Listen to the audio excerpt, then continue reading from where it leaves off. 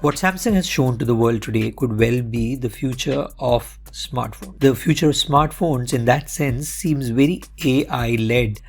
That is because the hardware itself is being pushed to the back end as AI led features come to the forefront and take over a lot of things that users are struggling with on a daily basis. So, with the new Samsung S24 series of devices, Samsung is giving you a lot of features that improve your productivity, help you with language, and also improve the features of the camera drastically.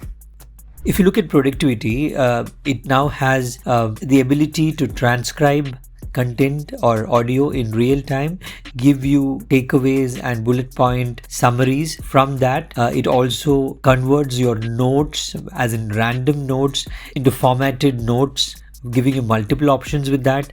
It also has this wonderful new feature where if you're on a call with somebody who speaks a different language, it can translate it live as you are conversing. We tried that in a conversation which moved between Hindi and Korean, trying to book a cab. So these kind of operations are now possible using artificial intelligence. On the camera, AI is now able to remove let's say a reflection on a glass when you were shooting a night photograph, or the shadow on somebody's face during the day.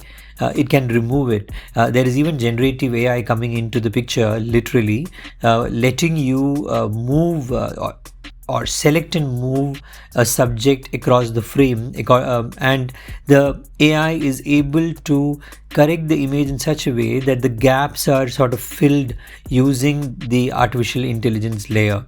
On the hardware side, the S24 series is not very different from the earlier generation, except for the S24 Ultra, which has a slightly different feel because of a satin finish, and along with that, it now has a 5x telephoto lens, unlike the 10x telephoto lens last time, but it now comes with 50 megapixel, which means you will be able to get much clearer pictures. Here also, Samsung is using AI to ensure that the pictures have better clarity and are much more stable when you're shooting, especially in low light.